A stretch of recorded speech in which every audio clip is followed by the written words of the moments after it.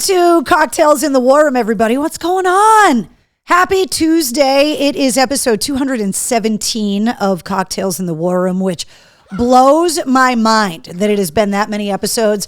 Welcome to episode 217. Welcome to the official War Room. I'm your host, Mistress Carrie. And for the past, it's almost 3 years now. This whole thing started on March 14th of 2020. We started getting together when the pandemic hit every night for 80 nights in a row right here in the War Room to get a drink, decompress, kind of keep in touch with everybody and kind of talk through the crazy world that we're all living in. Once we launched the Mistress Carrie podcast, we then turned Cocktails in the War Room into a weekly show, and we are now at episode 217. If you're new to the War Room, welcome. Chime in the comments. Let us know where you're watching from and that it's your first time. Want to say what's up to Mark. Jonathan's here. Eric, Michelle, Denise, Pam, Paul, Richard is here. Kim joining us. And as you guys can hear from the whining, my co-host that has been here with me through it all, Wednesday the Goth Pug, joining us here in the War Room. And she would like treats. And I'm not just talking about all the toys you guys spoil her with, but also the cookies that she is allowed. Sit, high five. Thank you. Sit. Go back and sit down. Good girl. For everybody that doesn't know, this is Wednesday. You can find her on Instagram at Wednesday the Goth Pug. But she joins me each and every week here in the War Room unless we take the show on the road. And then she stays home and pouts. Pam is here. Jessica, Christina says, ugh, I'm not getting notifications that you're on.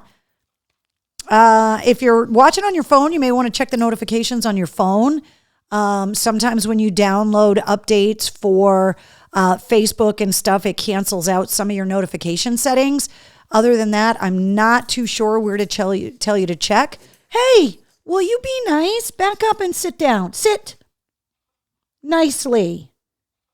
She's very wound up tonight, by the way, guys. I'm just warning you. Now, back up, down. For a lot of people, you had a long holiday weekend for Martin Luther King Day yesterday. I will tell you that for most of the weekend, I spent it at home, not only because I wasn't feeling great, but more importantly, over the last few days, back up so everyone can see your sweet face. Wednesday was a little under the weather. Can dogs get colds? Because I think Wednesday got one. She was kind of like more snorty than normal for a pug, which I know kind of sounds insane, but she was more snorty and making more noises, especially when she tried to sleep than normal. She also was super lethargic. She did continue to have an appetite and was drinking water, but definitely not normal. And she slept a ton. And so I kind of laid low with her. Brought her into MCHQ so she could lay on the bed that I've put down there for her. She's gotten so much better with hanging out with me in the studio. Once I put a little bed down there for her. And, hey, stop. I booped your nose. But she wasn't feeling well over the last few days. Yes, they can get colds. Is that what you're saying? What's up, Jen? She says hello to everyone. Pam says, oh no, poor baby. Eric says, when I came home to Boston, I was listening to the old man radio, not WAF or any cool station. I remember when Boston had the best radio in the country. Eric, I too remember those days.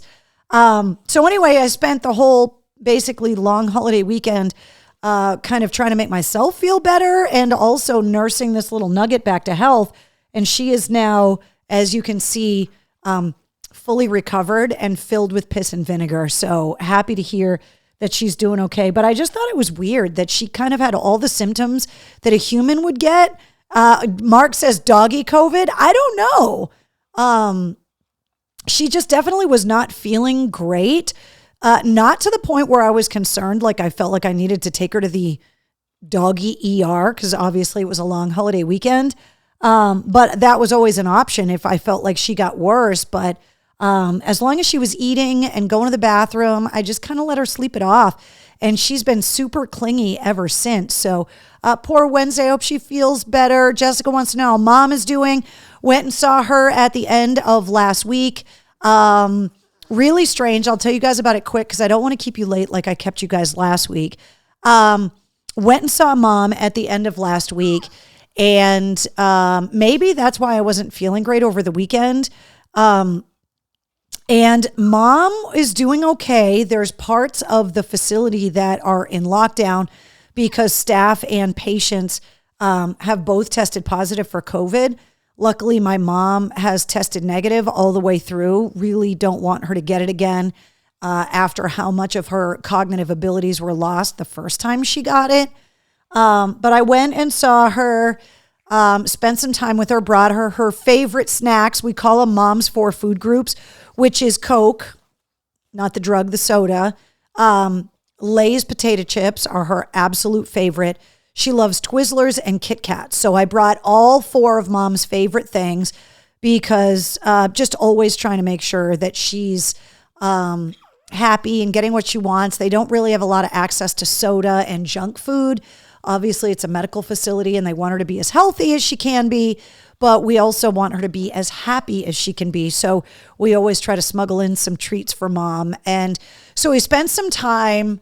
I did want to talk to you guys about this just because of the power of music, right? And it's something that we've all talked about. It's something that is something that kind of unifies all of us, is that all of our collective love of music, right? And you guys know from listening to the podcast and hanging out with me here in the War Room that a lot of that love of music I got from my mom and dad. My dad loved music that had horn sections. So something like Three Dog Night, Chicago. My mom loved the Beatles. And then, you know, they loved the Beach Boys and all of that kind of stuff. But my mom just always had the radio on and was a lover of all music. She came to Local Bazookas in the past. She would listen to dance music. She would, as long as the radio was on. She slept with the TV on. There was always a radio on in her apartment. And there was just always a radio on at home growing up as well. I just remember there just being music around all the time.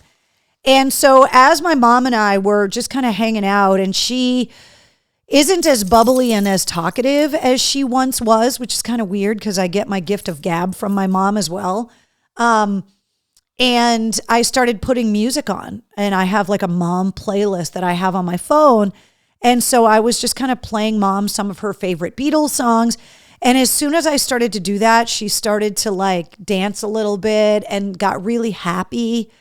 And it totally just lightened the mood. And it was all because just that I was playing music for her. And, you know, because she's in a place that specializes in dementia and Alzheimer's, music therapy is something they do really often. But obviously, you know, for me, it's like I know what all of her favorites are. And so I played her a lot of those. Hey, there's no more cookies. They're all gone. You ate them all. So stop making such a fuss. They're all gone. And so then after she kind of ate or whatever, we like to go for a walk. When it's nice outside, we try to get outside. But when it's cold, my mom does not like to be cold at all. We just kind of do laps around the floor and just kind of hang out with her. And then when it was getting time for me to leave, you know, I gave her a big hug. I told her that I loved her. She told me that she loved me. I still, when she talks to me, have no idea who she thinks I am, because most of the time she doesn't really know. But I gave her a hug, told her I loved her. She told me she loved me. And then when I went to leave, and it took me a few days to kind of shake this off, she said, "Hey, Kea," which is what she would call me. And I turned around like, wait, why is my mom? We've always had nicknames in this family, multiple nicknames. It's actually a habit that I've gotten myself into and gotten into trouble because you know, there are people that are like, "Hi, my name's Margaret." And then you call them Maggie and they're like, "No, my name's Margaret." It's kind of like that. Like I have a cousin, Jen, who we grew up calling Jenny. But when she got into corporate America, she wanted people to call her Jen or Jennifer. And we all still call her Jenny because it's a family nickname. So my mom had multiple nicknames for my sister and I. And so when my mom called me one of mine, I kind of whipped around. And then she said, "Drive safe, babes. I'll see you soon," which is also something that she would say to me. And then I had all I could do to just like cram the tears back into my eyeballs and get on the elevator and go, because right after she said that, she just kind of turned around and walked away. And within like 3 seconds, like whatever that little window of clarity was, it was gone again. And it was just really weird. It took me a couple days to kind of shake that off. What's up, Tracy?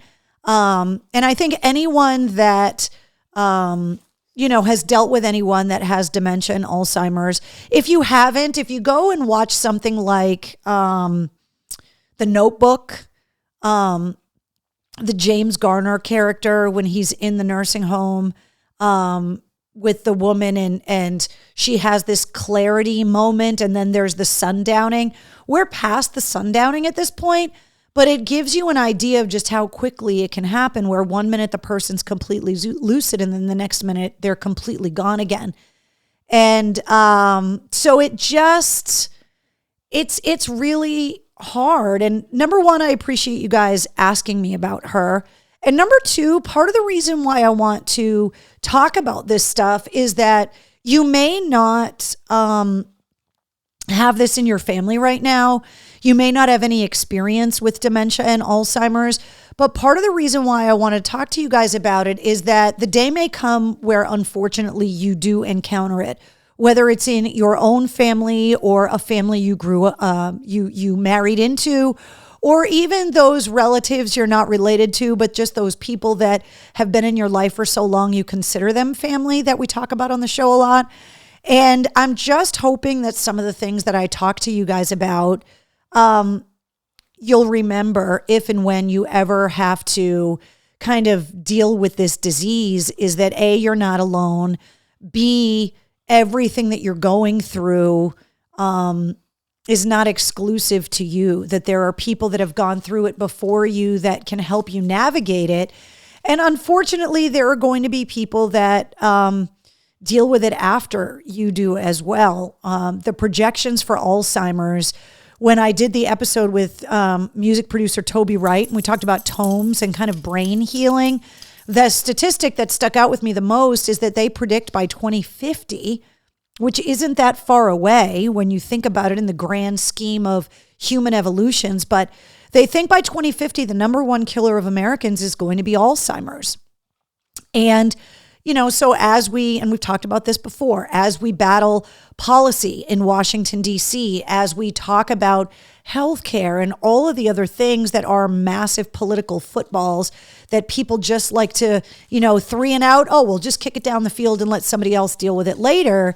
I think this is a health crisis that is a very slow tidal wave that is coming for all of us, because until they can figure out where it comes from, which, the genetic component of it, the environmental component of it, the lifestyle component of it, finding a way to get rid of it, we don't know. And so the odds are pretty good that you're going to be affected by this disease, if not, so many of the others that we talk about here in the War Room, whether it be cancer or heart disease or COVID. And so, you get these little moments where you get reminded of who that person was. And I got into the car and I can only imagine how many people have been in that position, whether it be at this specific medical facility or others, where the family member, holds the brave face and then gets in the elevator and fights back the tears to the car and cries all the way home. And it's not exclusive to dementia and Alzheimer's by no stretch of the imagination. Shannon says, my father-in-law is so disheartening. I love him to death, but it's gut-wrenching, 100%. And so I share these kind of things with you guys every week, just because whatever it is that you're going through, whether it be dementia, Alzheimer's, whether it be a cancer battle, whether it be just old age, whatever it is that you're dealing with, you come here because you don't want to be alone through it. Even if you don't want to talk about it, you know that you could hear, which is something that comes up on this week's podcast episode that we'll talk about in a few minutes with my guest this week. Because it's definitely something that we discussed at length in this episode. Mark says, I can't remember things from last week. Dementia is going to suck for me. Actually, Mark, dementia is not going to suck for you at all. It's going to suck for the people that love you. The only saving grace about this disease is that the people that have it are blissfully unaware of what's happening to them. I think when they initially get the diagnosis, obviously, and are in that stage between being healthy and not, they're obviously aware. And, you know, my sister and I find more and more clues all the time about how my mom had privately been preparing, right? That she had these little notebooks that she wrote passwords in.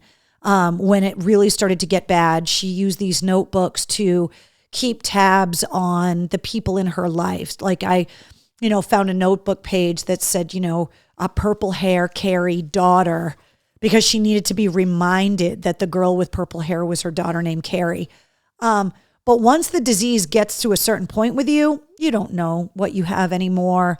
And I see that not only with my mom, but with all of the other people that are dealing with the same disease where she is, that they all just really have no idea at this point what's wrong with them.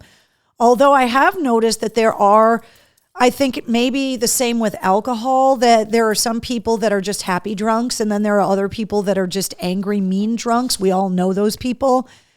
And I think there are some people that I've witnessed that seem to be different in the way that mentally they are dealing with things in the battle with their own disease. Some of the people start to shut down and get quiet, like my mom. Some people are super chatterboxes and kind of happy and speak in broken sentences and are just unaware. There are definitely people that are angry, and there's a few of those people at my mom's facility that, that yell and argue with people and want to pick fights with you. And but Mark, by the time you're sick with it, if you get it, you're not going to know the difference. The cruel part about this disease is that the people that love you will know the difference, and that's what sucks about it. Heidi says, my mom was a happy and laughing all the time. I got lucky, 100%. Even if you have no idea what she's laughing about, as long as she's happy and healthy. And that's why my family does everything that we can. There's so many people that are there that may be diabetic or dealing with other health issues as well. And luckily for my mom, she doesn't really have other health issues. And so, she can we can bring her whatever, she wants to eat, and we bring her all her favorite things. My mom, those people that can burp really good?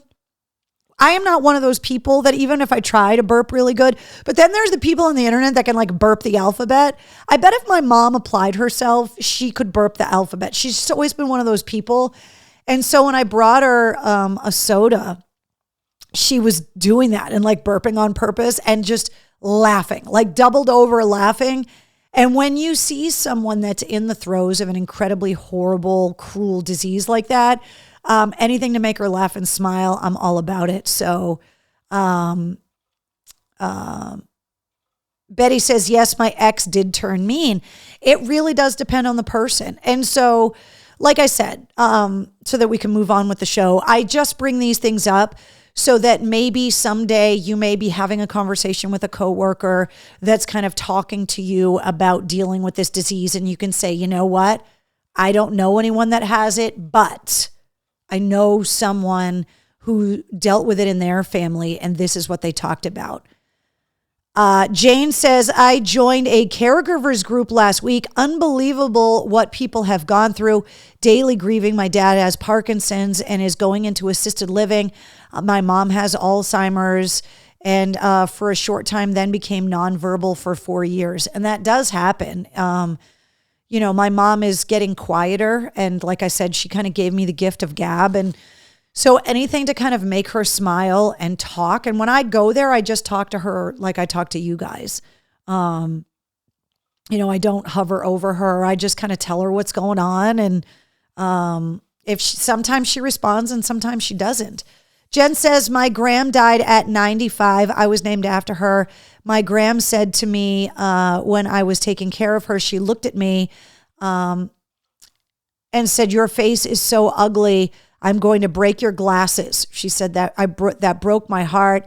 I went to her house for a week later, and she was crying, and she said, "Did I hurt your feelings yesterday? I'm so sorry." It's so weird and cruel. And then one day they just won't feel bad anymore because they don't realize that what they're doing is cruel.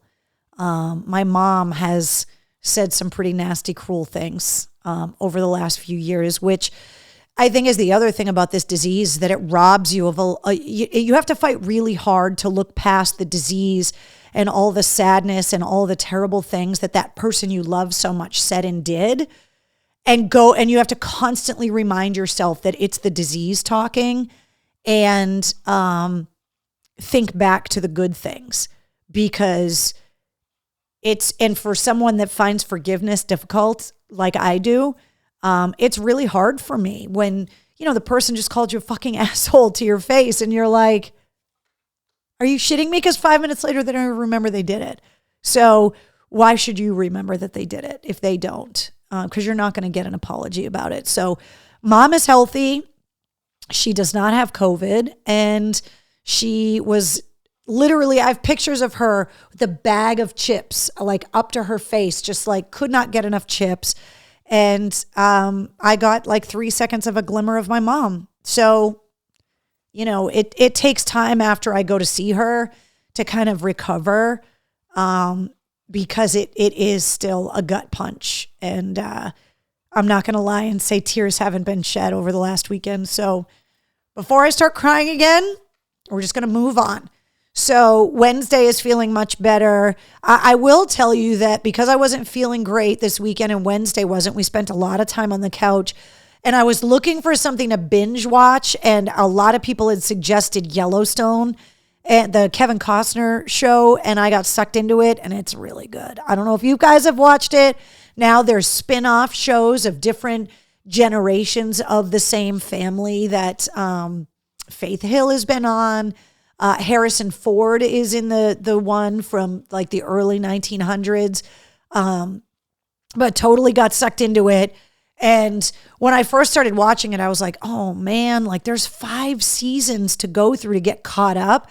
And I breezed through them pretty quickly, and not done all of them yet. I'm still catching up, but the show is so good that it's definitely a binge watch for me. I don't know if you guys watch it. Yeah, 1923 is one of the other ones. And then there's another one too, isn't there? Like there's 3 different shows based off of Yellowstone.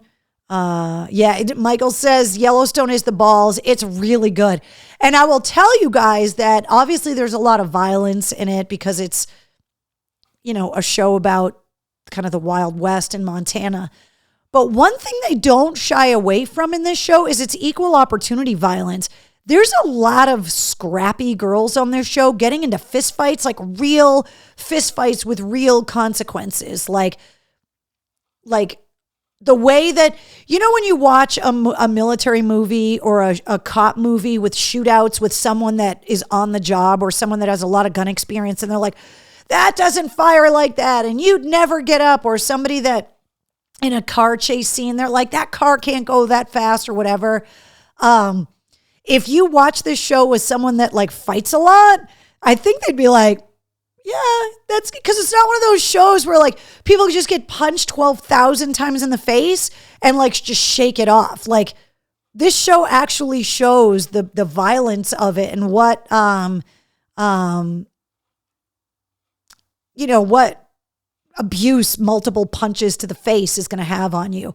6666 is also a spinoff. That's a ranch that they reference in the show that's in Texas, but the show is based in Montana. Donna says, yeah, Tim McGraw and Faith Hill are both in one of them, I think. Yeah, because they're in the original Yellowstone in flashback episodes as previous generations of the same family. Night Court debuts back again tonight. John Larroquette is bringing his role back as one of the lawyers. And actually this week he made the sit rep because he did an interview leading up to the new Night Court that launches tonight. And he said that he got brought in to narrate the original Texas Chainsaw Massacre, and they paid him in weed. And he got asked by the film's director to do it because he had become friends with him when he was a bartender in 1969 and became friends with the guy. So if you go back and watch the original Texas Chainsaw Massacre and you didn't realize that was John Larroquette narrating it, it is.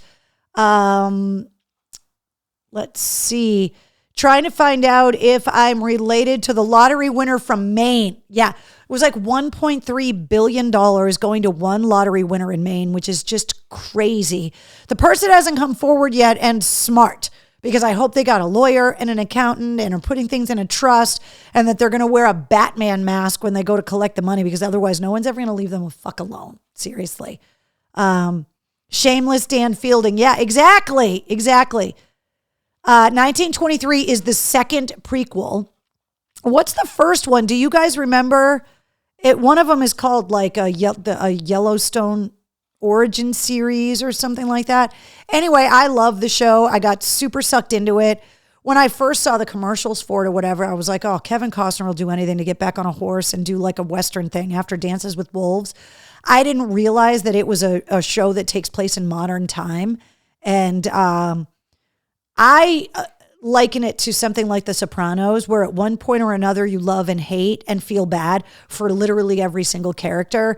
It's really hard to find someone on that show that is just the good guy, because nobody really is. I do have my favorite characters though, but the show's really, really good. So I spent a lot of time watching Yellowstone over the weekend while I was taking care of my sick dog. All right, I want to remind you guys about the big gig coming up fast on April 29th at the DCU Center, featuring Breaking Benjamin, Falling in Reverse, The Pretty Reckless, Dorothy, and Beartooth. And more shows are getting announced all the time. More and more tours are getting announced all the time. You can keep up to date with all of the shows and stuff that are happening if you just go to the concert calendar at mistresscarrie.com. This week's cocktail is something that I thought was so weird. I have not tried it. I had never even heard of it before.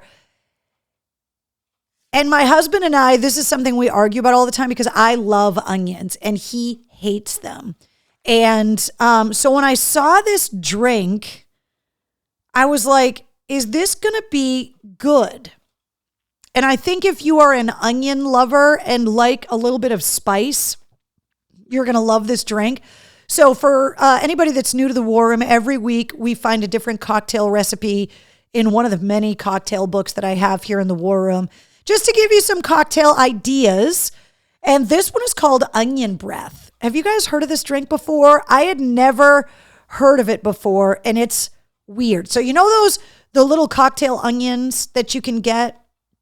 Some people put them in Bloody Marys or whatever. So you need those for this drink. So it's 2 ounces of vodka, a half an ounce of the vinegar from the cocktail olives that you're going to actually put into the vodka. You also need, it says 1 drop of Worcestershire sauce, but I think anybody that's going to be brave enough to drink this drink is probably going to like Worcestershire sauce, so you may put more than that in there, but it calls for a drop. You also need a half an ounce of lemon juice, 2 cocktail onions to garnish. It says shake the ingredients and then strain them into a martini glass, and you want to garnish with the onions and serve.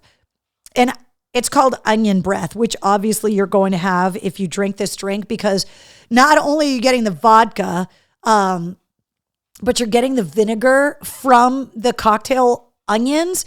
This is a lot of like acid. This is not a drink for the faint. Between the Worcestershire sauce, the lemon juice, and then putting the onions in there. Elsa says, no, thank you. Keith says, that's not onion you smell. Yeah, a hard pass. I thought this was a very strange drink recipe, so I wanted to share it with you guys, because there's got to be someone that's either heard of this, tried it, or loves onion.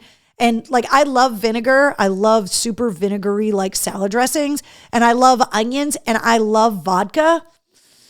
I mean, I would be willing to try it for you guys, but this sounds a little brutal.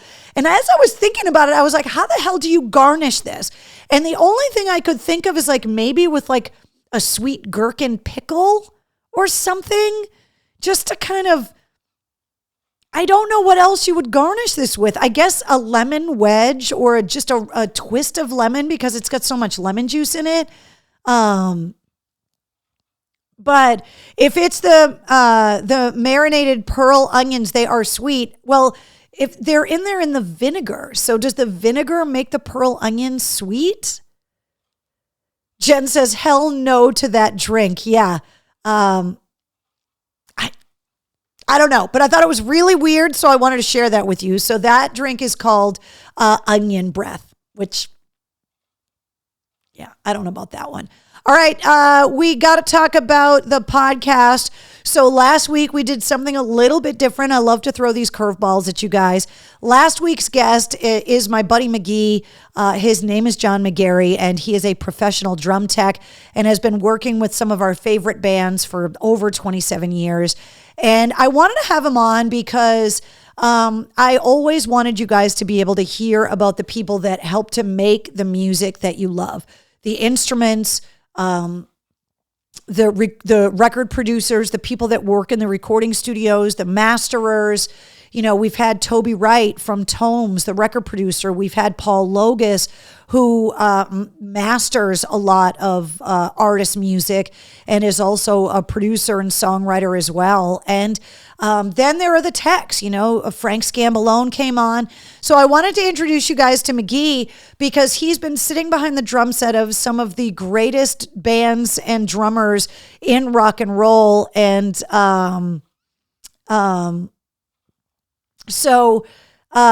McGee's hilarious, and I've known him since 1999. He had to remind me of. And so I thought you guys would get a kick out of some of the stories, especially some of the Aerosmith stories, because he's worked with the band for so long, but also hearing his stories about people like Steve Vai, Mike Portnoy, Mike Mangini, Sammy Hagar. There are just so many artists. Josh Groban, he talked about. Definitely talking about Morgan Rose and what a hard-hitting drummer he is. That's who he was working for early in his career with Sevendust, which is when we met. And so you guys are still talking about the onion drink. I know. Donna says, I thought it was a great episode. I find the behind-the-scenes stories fascinating. And I think... You know, it's one of those things where, you know, we're talking about TV shows and stuff, and it's like finding a way to kind of turn like the tech / roadie world into like a sitcom. It would have to be on a cable channel or like on a streaming service so that you could swear and there would be nudity. But if you sat down and just interviewed, and McGee and I kind of alluded to this, the crazy stories that not only these guys witnessed themselves, but that heard from the previous generation of techs, the guys that worked like in the 60s and 70s, specifically the 70s for sure, the guys that teched for Zeppelin and Aerosmith and the Stones, like those bands, the guys that worked for Ozzy and Sabbath in the heyday, bunkers. I did hear a story about Ozzy from back in the day. I obviously can't confirm it. Ozzy didn't tell me this story, but a tech somewhere along the way told me about it. And they were told the story by the person that was there, that back in the heyday of Sabbath, that they used to tour with a crystal punch bowl. And I should have asked Geezer Butler about this when I had him on the show. The next time somebody from Sabbath is on the show, I got to ask him about it. But somebody's like grandmother or somebody had like a crystal punch bowl, and Sabbath brought it on tour. And it used to be in their dressing room, and it was just filled with drugs. Just pills of any kind was just always in there. And the way that the story was told to me is that kind of everybody had, you know, their favorite, the uppers, the downers, the ludes, whatever it is that they were taking. And they would go over and, you know, like picking out the green M&Ms, you know, just pull out the pills that they wanted. And so the way the story was explained to me is that Ozzy kind of kicked the door open to the dressing room and just went over and took a handful of them and just said, fuck it, I'll let them fight it out in my system. And those stories with every artist, with every genre of music have been happening for decades. And to find a way to compile these stories into something would be hilarious because McGee's stories are awesome. And when he talks about things like those Spinal Tap moments of Joey Kramer getting lost in a like a limo trying to get into a venue in South America and like fighting his way through the crowds, or the fact that now when you go to a concert and you see a lead singer with the battery pack with what looks like hearing aids in their ears, that you're going to know those are their in-ear monitors and that people are able to talk to them through it, and that there could be someone like McGee telling them dirty jokes in between verses, which is what he did for Steven Tyler, which is kind of hilarious. So that's part of the reason why I wanted to have him on the show, is just that he has got stories that no one else has. And so many of these texts along the way have stories that no one else has. And so when you look at these famous gigs, right? The way that Luke Spiller from the Struts was talking about what it was like backstage at the Taylor Hawkins tribute, when you get to hear the stories that happen before and after the band is on the stage, which is when we all get to see them, those are the stories that I love the most. And those are the stories that I've heard for years in the studio while I was playing commercials when a band would be in the studio, or while we'd be backstage just kind of goofing off, hanging around and just chit-chatting. These are all the stories that I would hear. And so the podcast has become this mechanism for me to be able to bring these stories to you in a way that they can be unfiltered, which I love. So let's see. Michael says, no Godsmack shows in mass in 2023. We need to change that. I'm surprised by that, but not, because I know that the band is going to tour for the next couple of years off of their upcoming album, Lighting Up the Sky. So if they don't come here this year, I think you could expect another huge leg of touring. And I know Godsmack is going to be around, but maybe they haven't announced all of their tour dates. It is only mid-January. Coral says the Struts really do put on a great show. 100% they do. Brianna said, anyone in my ear would distract me. It's not hard to do. But I think, say you're someone like Steven Tyler, right? And you've sung Dream On or Mama Kin, 10,000 times? The way that McGee talks about it is that, like, in between, like, these guys can do these shows. Like, Joe Perry can play the guitar solo from Mama Kin unconscious. So to have the idea that there's all of this other stuff going on behind the scenes, and I kind of understand it in McGee, and I talked about it in the episode, to keep it light. I thought what was really interesting is that Steven Tyler kind of gets lonely out there.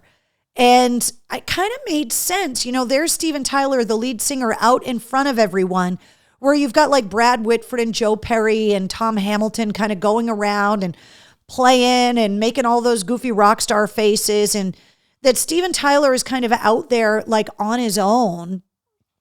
And that could kind of be a lonely place to be. And so having those crew guys reminding him like, hey, we're here with you, and to kind of keep it light and to keep him laughing, they've got to be doing something right, because the band has been touring for 52 years and I just saw them last summer and they were fantastic. So whatever it is that they're doing, absolutely. Coral says, sadly, Godsmack say it's their last album, possibly. Yeah, from what Sully told me when I saw him in Vegas, when I went to the listening party for the record, is that the end of Lighting Up the Sky kind of drops you off at the beginning of the first Godsmack record, that the messages and the things that they've been writing about have kind of come full circle. The band's not retiring. They're not going away.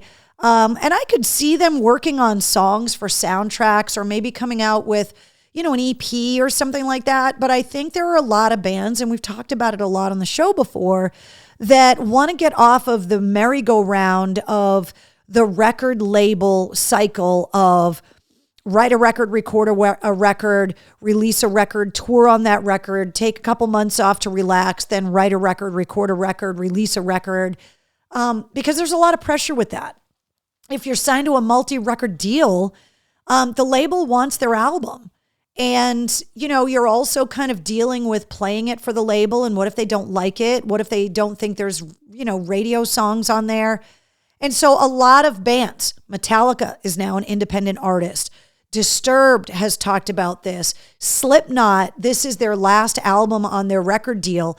And a lot of them have talked about, look, we don't have to release 10, 12, 13 songs in an album to be able to maintain. Because when you think about it, when a band releases a new record, if they've got enough of a catalog, you're going to hear 1 or 2 songs from the new album, and the rest of them are going to be the songs you know and love. So they could easily release a new song and go out on the road, play that new song, and then play all the other songs that you know and love. So I don't know what's going on with Godsmack, but I thought you guys would really love having McGee on to hear some of his amazing stories and kind of what it's like to get into the business, how he got his first break, what his lifestyle is like, and that he's on the road constantly, hopping from different artist to different artist. And just like with the Frank Scamalone episode, just, kind of hearing from some of the characters that are behind some of the bands and the best shows we've ever seen. Sometimes they're just as, or if not more entertaining than the band interviews for sure. Jessica says, is it because the guys in Godsmack want to spend time with their families? Well, I'm sure that's part of it. For Sully, his daughter is 21 years old. So it's not like she's a little kid at home, like she was over the years when he's been out on the road. But I think that, like with anything, we've talked about it with my mom, that my mom worked for years waiting for her retirement to be able to enjoy those years off. And then her retirement kind of got taken away from her. And when you've got these people that are in these bands that are successful, where they're like, okay, if I'm smart, I don't have to work, that my catalog of music is constantly going to bring in a certain amount of money from airplay and sync licenses in movies and soundtracks and streaming. And, for 25 years or 30 years, I've been looking at the inside of concrete arenas, and I've been traveling around in a tour bus, and that a lot of that travel, they don't travel like you're on vacation. They're in and out of hotels. They're getting shuttled from interviews and public appearances and gigs. And some of them are so well traveled, but never have really seen the countries that they've played in, because they've flown in, done the show, and flown back out again. And they also pay mortgages on homes they're never at. And so I think that, we've seen so many artists go before their time. And then you see artists like the Stones or Paul McCartney they're in their 80s, Robert Plant, Ozzy, that they want to tour still because it's what they love. Ozzy called it his greatest love ever, which I'm sure made Sharon happy. But they do miss out on a lot of regular life stuff that I think any of us could appreciate them wanting to spend more time with their loved ones, wanting to spend more time at home, pursuing some of their other passions, right? Whether it be animal activism, a lot of them own like farms. A lot of them want to be able to ski and do adventurous things. A lot of them become artists and they paint. They want to learn how to cook. And yes, they want to spend time with their kids because, a lot of great art comes from pain a lot of time. And so a lot of these musicians that we love sink a lot of sadness into these songs. And a lot of that sadness comes from their upbringing, and maybe their parents weren't around or they came from broken homes. And now these artists have the ability to be able to raise their families the way that they wish they could have been raised, and to be around for their kids. I mean, if you follow a lot of these artists, like Jacoby Shaddix comes to mind, he wants to coach his son's football team. and wants to be around. And so I think a lot of the bands, and David Draymond talked about it when he was on the show a few weeks ago, that they're not going to tour this year the way they have in years past because most of the guys have kids and they want to be able to spend time with their spouses and they want to be home and they want to be able to do other things and to be that dad that's around. And that's really hard to do when you're on tour. But at the same time,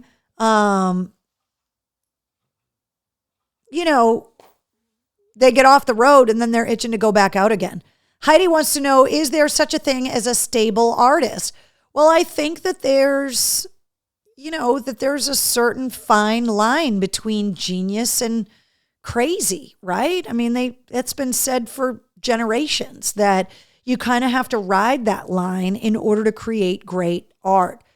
And when you have people that look at the world through an artist lens, they see things that other people don't see, that pragmatic and practical people don't see. And we need them, obviously. Our society is based on art in a lot of ways. That's why I love that movie, The Monuments Men.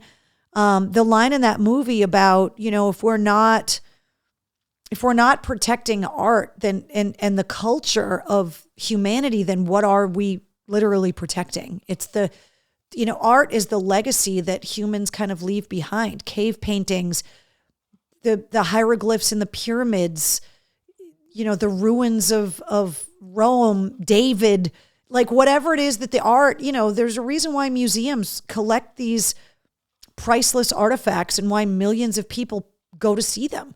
It's a reason why we have so many Smithsonians, is to protect the history of humanity and to be able to go and see these kinds of things. And the artists give us those things and also give us the opportunity to kind of look at things differently.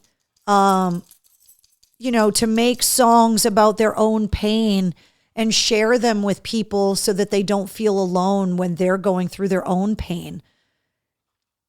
I'm not an artist myself, so I don't understand how it works, but I would assume that it's a razor fine edge of kind of being able to channel your own inner demons into something beautiful. And that's kind of what they do. Mark says, can Jacoby help to coach the Pats too? No joke, right? Let's see. Pragmatic, is that a new type of transmission? I love that amazing movie, says Jessica.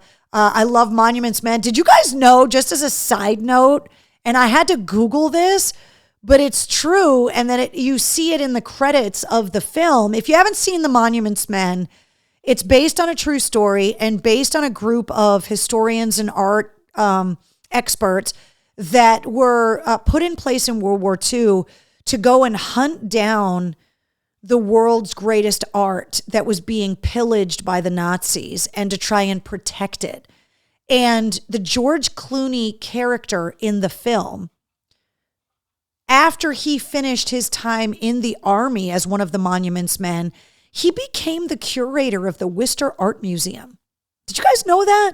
For like 30 years. And this is where our education system fails, right? That we had in Massachusetts this guy that had this legendary and special and incredibly important job. And he was right there. And we could have taken a field trip and gone and listened to this guy talk. First of all, we were kids and we probably just wouldn't have ever paid attention anyway. But I had no idea that he became the curator of the Worcester Art Museum. And I believe lived, because I don't know if he's alive anymore or not, up on Plum Island or something, which is it just blew me away. And I thought that was really, really cool. You guys can look into it, Google it. We've gone off on a tangent like we always do on the show, but I just thought it was really cool. And so when it comes to having a behind the scenes kind of front row seat to what these artists are like, right? And their balancing act of creative and genius and crazy. These stories, just for me, are super interesting. So, Penny, if you have not watched the Monuments Men, it is a fantastic movie. chock full of stars. It's a World War II movie, but not like a lot of other World War II movies. And, it would be a great work of fiction, but it's not. It really happened. Obviously, I'm sure they took liberties with the story, but these people were real and they really did this, trying to protect these artifacts, these priceless works of art. And because the Nazis were not only collecting them and stealing them, but they were destroying a lot of them as well. And there's countless priceless works of art that were destroyed during the Holocaust. And the Monuments Men were there to kind of stop that from happening. So, yeah, it's kind of crazy. But yeah, definitely watch that movie if you haven't seen it. So that was episode 136 of the Mistress Carrie podcast. This week's guest is a return guest, someone that has already been on the podcast and decided they were willing to come back. And I'm talking about Chris Daughtry from Daughtry, who originally was on the podcast in June of 2021 on episode 52. And now he is back on episode 137. And one of the reasons why I wanted to talk to Chris again is that recently Daughtry released a cover of Journey, Separate Ways, Worlds Apart with Lzzy Hale from Halestorm. And it came out partly to commemorate the 40th anniversary of the song, which is one of my favorite Journey songs of all time. And also, as he tells me in this week's episode, inspired by seeing the song represented in Stranger Things. So here you go again. Another wave in the storm of Stranger Things when it comes to influencing music and the charts. And so he told me the whole story about how they chose the song, how he and Lzzy agreed to do it, why they wanted to do the song. And so when I was talking earlier about, kind of sharing in our pain, Chris Daughtry has been through a lot since he was on the show last. He lost his daughter, or his stepdaughter, but his daughter, a girl that he had raised since she was young, and his mom in the same week. And it took a lot for him to get back on stage. Dealing with that kind of traumatic loss publicly is difficult. I mean, just dealing with loss at all is difficult, but to do it in a very public way. And so it was crazy, and I allude to it in the episode. I went back. Anytime I have an artist on the episode for like the second or third time, I always go back and listen to the other ones to refresh my memory and make sure I'm not asking the same questions, and also to be able to point out how different things are since the last time we talked. And the last time Chris and I talked was in June of 2021, which still was kind of in the COVID cloud. And we talked a lot about Dave Grohl and the Foo Fighters. And we talked a lot about being able to spend so much quality time with family during COVID, which was the silver lining in the pandemic. And when I went back and listened to the first interview that I did with him on the show, it hit me like a bullet to the chest that since then, we spent so much time talking about the Foo Fighters, and then Taylor Hawkins died. And we spent so much time talking about our families. And then Chris suffered these two losses in the same week with his daughter and his mom. And for me, my own mom has gotten so much worse since I talked to Chris, and also the loss of my dad. And so Chris and I, while we talked about a lot of really funny stuff, we also had a pretty serious conversation about channeling and dealing with grief, about the need for support systems, and how we both felt so loved by the people that support us publicly, the people that listen to our shows or go to our concerts or whatever, and what that love feels like on the receiving end. And so that was definitely something that Chris and I talked at great length about. And he was very candid and wonderfully open, and, has spent a lot of time grieving. And now he and I, talked about kind of being on the other side of grief, right? That you've got to go through those 5 painful stages of grief. And sometimes the hardest is the last one, which is acceptance. And what are you doing, Nugget? And so it's something that he and I spent a lot of time on this week's episode talking about. We also talked about his wife, who we referenced in the first episode back in 2021. They call her Brockton D because Chris's wife D is from Brockton. And so we had a lot of laughs the first time around about some of the idiosyncrasies of being married to someone from Massachusetts or New England, but specifically Brockton, especially for someone like Chris, who's from the South and lives in Nashville now. And we have something in common, which you see right down here. I wanted to show you guys this. This is a screen grab from the interview that we did. And Brockton D's sister, I believe her name is Shannon, he mentions it in the episode, for his birthday, that was the day after Christmas, he bought her a jar of fucks that he keeps in his home office and home studio on the desk. And when we were talking about his wife and her family, he reached over and grabbed the jar of fucks and was like, this is the kind of thing that I get from that part of the family. And I keep the jar of fucks you guys gave me in MCHQ, and we were hysterically laughing that we both, within arm's reach of our microphones, had a jar of fucks that are both there, and we were dying laughing because he was like, wait, you have one too? And it was so funny. And he really got a kick out of that. So I really am looking forward to you guys listening to this week's episode because it's really funny in a lot of ways, but also incredibly touching in a lot of ways and extremely candid when it comes to what it's like to process that level of grief. Not only just losing your mom, but losing your daughter and your mom in the same week, and to do it in a public way. Yeah, Brianna says Carrie and Chris comparing their fucks. Exactly. And here's photographic evidence that we both still have fucks to give. Seriously. But it was so hilarious. The jars were different, but the fucks were the same inside. And we were pulling them out and showing them to each other. And it was really, really funny. I didn't think I had fucks to give either until you guys gave me more fucks to give. So there you go. So I took the screen grab because he was like, wait, and he was leaning up showing me, and then I was showing him my jar of fucks, and it was one of the funniest things that's happened on the show.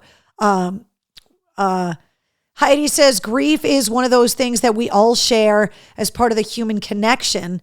Yeah, exactly. And, it was, and I mentioned that in the interview, when you're interviewing someone, you never really know how to bring up the loss.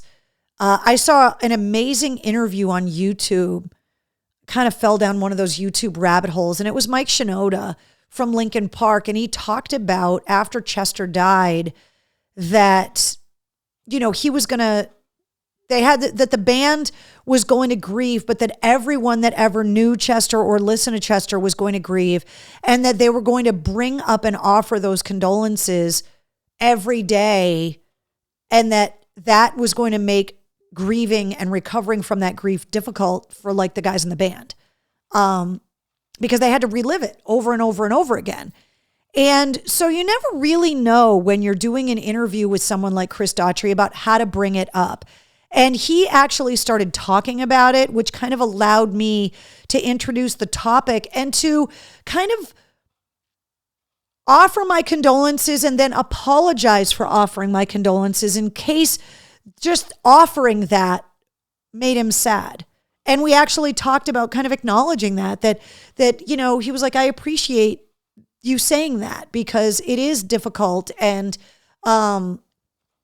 trying to get out from under it. And who every day wants to not only get asked about it, but asked about it with a microphone in front of your face, and to deal with something so personal and hurtful and sad, and to be able to have to like watch your mouth about how you say it. Because sometimes, one of the stages of grief is anger, right? And you could be angry at the person, which we talked about last week in the Here in the War Room about, if someone dies by suicide, that there's anger and unresolved issues there. And, the lack of closure, which is something that he and I talked about, we talked about the passing of my dad, because I felt like if Chris was going to share kind of his personal journey through grief over the last couple of years, that I should also be willing to kind of share mine, so that he doesn't think that I was kind of prompting him to go through that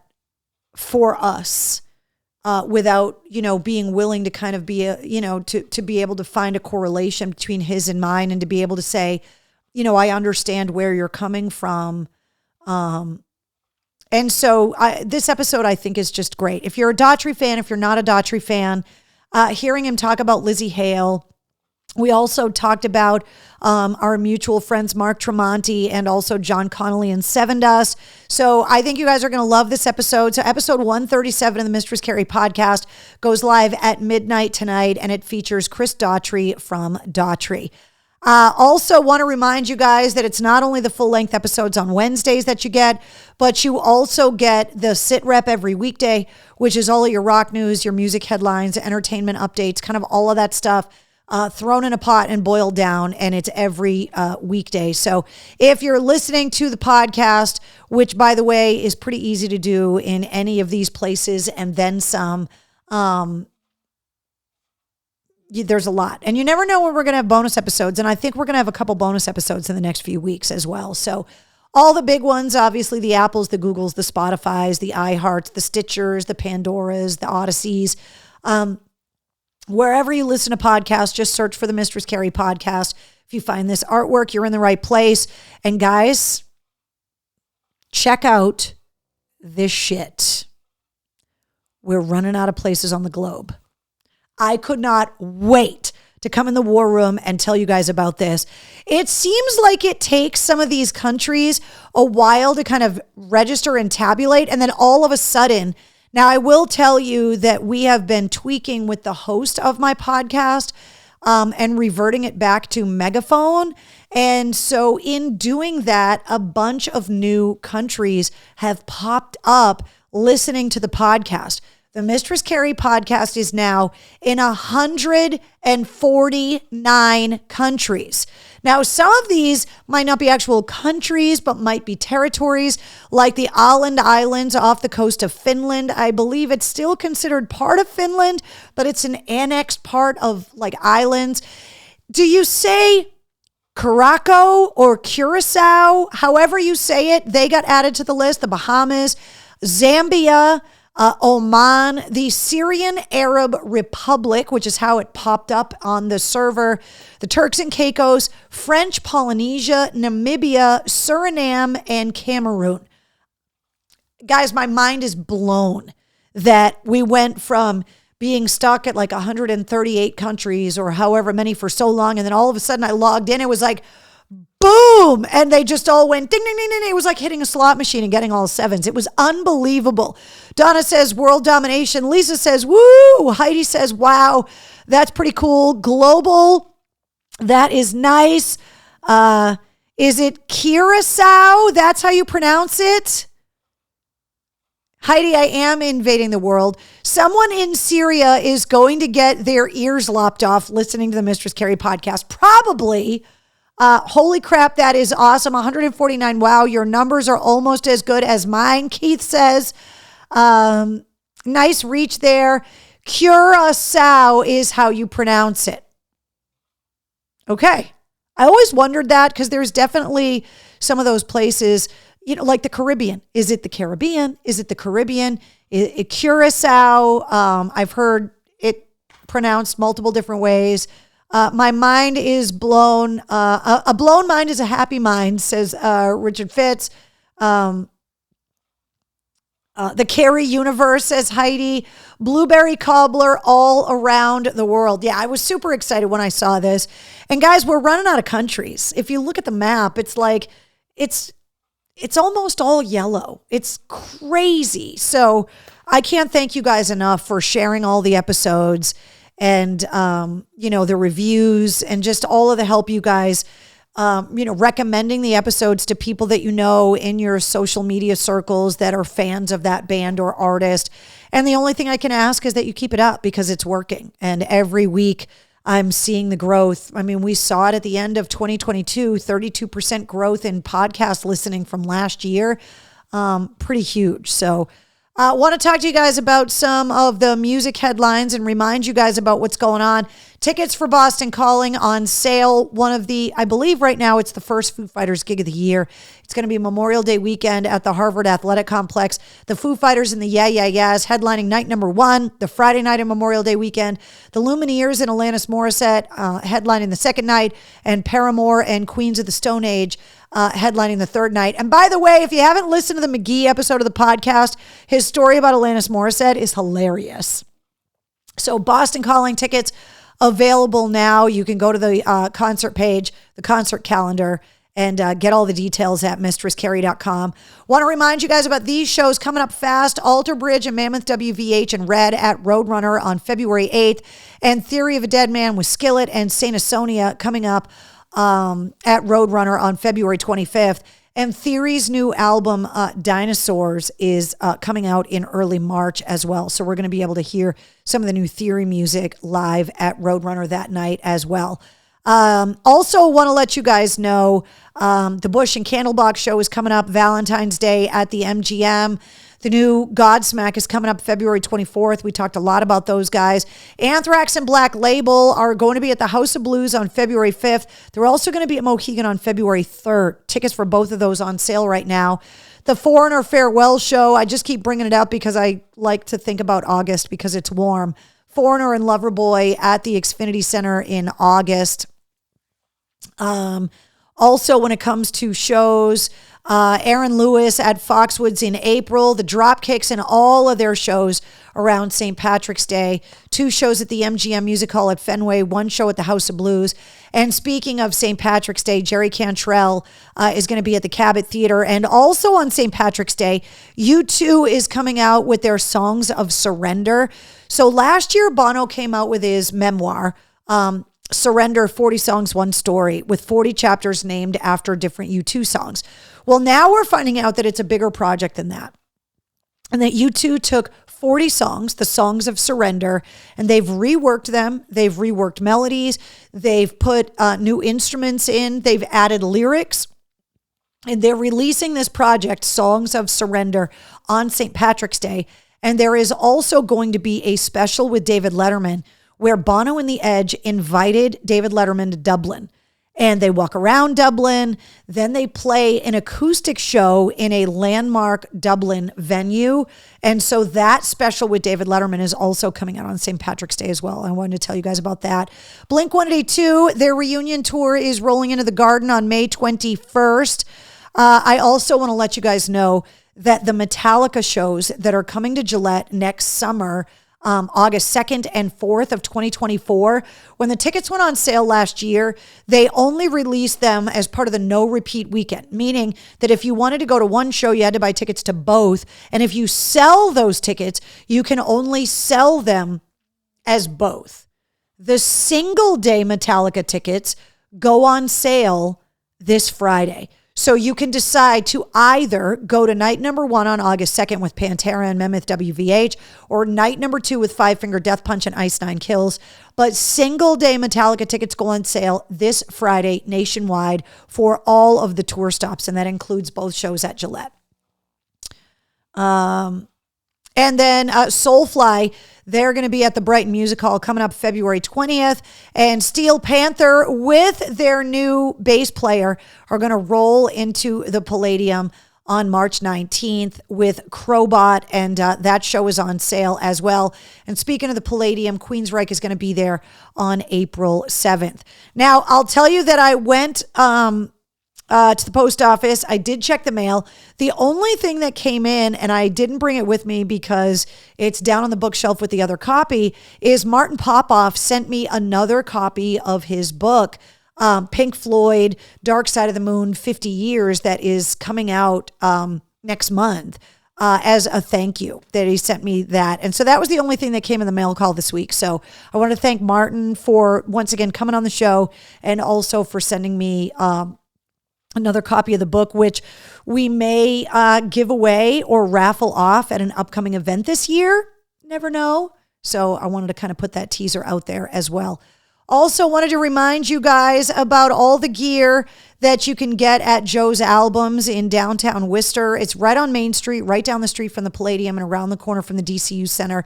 So if you're going to the big gig, get into Worcester a little early, go around the corner to Joe's Albums and go and do a little shopping. Check the Mistress Carrie rack right at the front of the store as well when you go. So, and then whatever artist, there's a lot of new music coming out. Most of them are coming out on vinyl, and you can get all of that vinyl at Joe's Albums. And you can also get a lot of Mistress Carrie merch there and a lot of the other stuff that you can obviously get on the website as well. If you're celebrating your birthday today, we know Keith isn't. Happy unbirthday, Keith. But if today's your birthday, you share it with Kid Rock. You also share it with John Wysocki, who was the original drummer from Stained, who we've had here in the War Room. You also share your birthday with Shabba Ranks, Susanna Hoffs from the Bangles, and Mick Taylor as well. So happy birthday to you guys. Cheers if today's your birthday. And obviously, the rest in peace message about David Bowie is a typo. That was supposed to be last week because it was the commemoration. I believe it was 6 years since he passed away. So cheers to the typo as well. Wait, it's Betty White's birthday today too, and Jim Carrey's, and Steve Harvey's, and Muhammad Ali's, and Michelle Obama's, and Ben Franklin, James Earl Jones. I knew. It's Lil Jon's birthday, and Eartha Kitt, and Maury Povich. Damn, Eric, today's a good birthday. That's an amazing birthday today. So if you're celebrating your birthday, happy birthday. Matter of fact, that's something else Chris Daughtry and I talked about in this week's episode.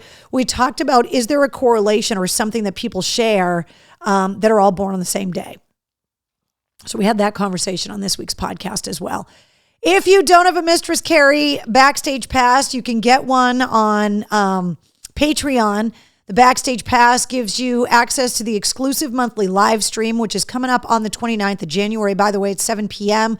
You can also submit podcast interview questions. There is going to be some more traveling this year, so you get travel blogs. I always take you with me and show you where to eat and keep you up to date with what's going on and kind of fill you in.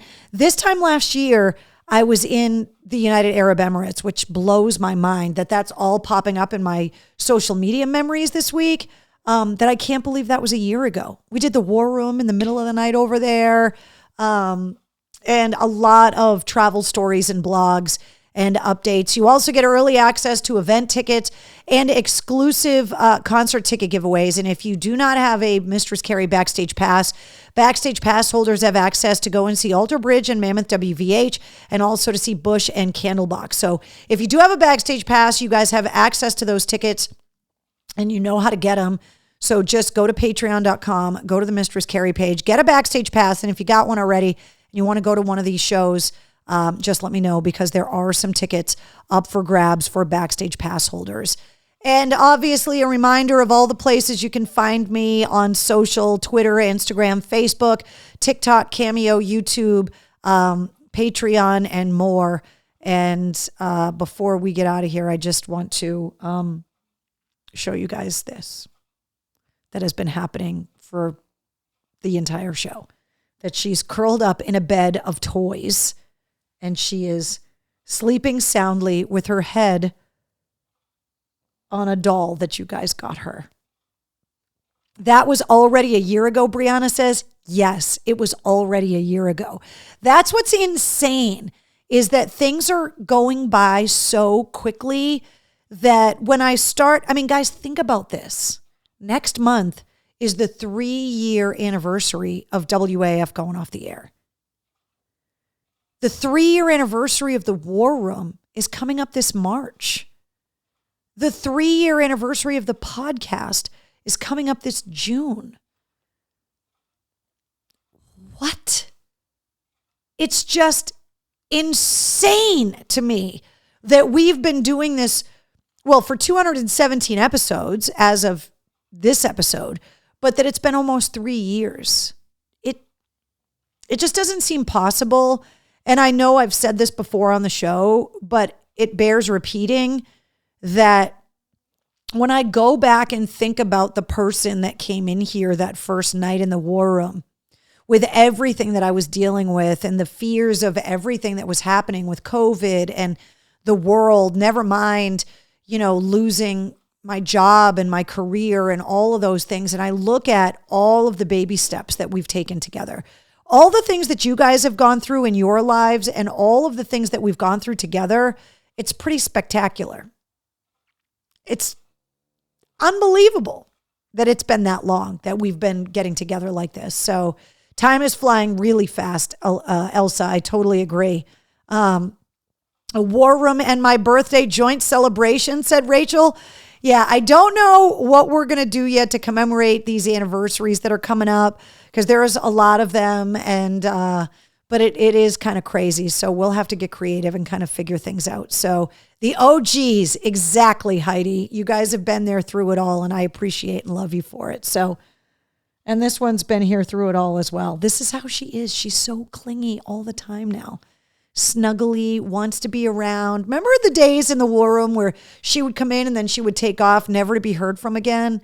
Now she just sits in here with me and snuggles and just falls asleep listening to me talk, which is what my husband does. All right, guys. Episode 137 of the Mistress Carrie podcast goes live at midnight tonight, featuring Chris Daughtry. And you can find the podcast episode absolutely everywhere. And it's a wrap. 217 war rooms. Congratulations. I'll see you guys next week. Good night, guys.